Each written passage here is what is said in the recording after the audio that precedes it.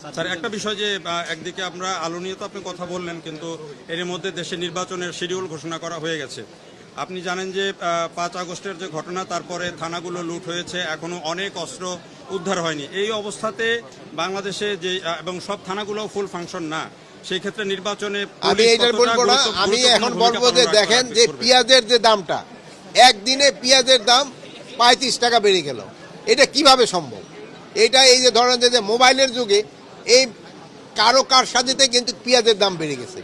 এই জন্য আমাদের এবার হয়তো পেঁয়াজ অত আমদানি করার প্রয়োজনও হতো না। কৃষকরা কিন্তু একটা ভালো পেঁয়াজ উৎপাদন করছে, তারপরে আমাদের আমদানির অনুমতি দেওয়া হচ্ছে। আপনারা এইগুলি দিকে খেয়াল রাখতে হবে। পেঁয়াজের দাম 70 টাকা এই মুড়ি পেঁয়াজ, আর যেটা নিয়ে ওই আগের পেঁয়াজ আসছে যে ওইটা 80 টাকা না আসা পর্যন্ত আমরা পেঁয়াজ ইম্পোর্ট করতে থাকবো। আর আজকে শুধু কৃষির ব্যাপারে আপনারা প্রশ্ন জিজ্ঞেস করবেন, ভাই একটা প্রশ্ন করছে, এটা আমি আরেকদিন উত্তর দিই। নির্বাচনের শিডিউল হয়ে গেছে স্যার। আলুর ব্যাপারে আছে, আগামীকাল আওয়ামী লীগের ডাকা যে সকাল সন্ধ্যা আমি আগামীকাল না, আলু এখন আলু শুরু হয়ে গেছে। আর একটা আপনারা এবার এনশিওর করবেন যে নেদারল্যান্ড থেকে যে আলুর বাক্সগুলি আসতেছে, ওই বাক্সগুলির মধ্যে দাম থাকে।